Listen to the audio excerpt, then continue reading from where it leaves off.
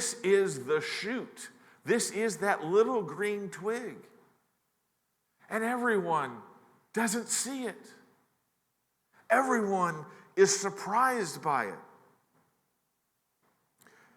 I think of some of my favorite movies, like the Shawshank Redemption or The Sixth Sense.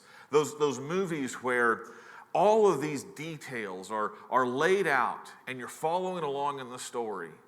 And then the third act comes along, and all of these details fit into a place that you weren't really expecting, but they fit perfect. And you're like, oh my goodness, the little hammer that Andy Dufresne had was to escape. It wasn't just to make these little pieces. And his Bible was hiding under the verse, this book will set you free. I mean, all of these things come together, and then you're like, wow.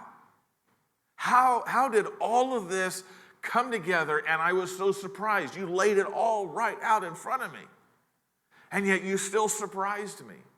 And I'm like rejoicing with how clever it was. And so what you end up doing is you're like, who wrote this story?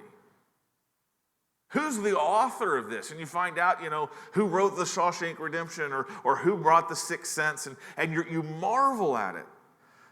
I want you to come back to the Nativity and see this truth there. Who can author a story like the Nativity that has both such scale and such subtlety? I mean, the scale is he laid all of these promises out over hundreds of years. Hundreds of years. 800 years is when the verse that we're looking at was written. And he weaves all of those to come together in this little place of Bethlehem in a way that even though it is absolutely, clearly the fulfillment, nobody saw it until the veil was lifted.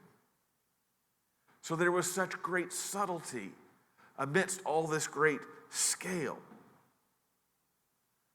Do you see that surprise?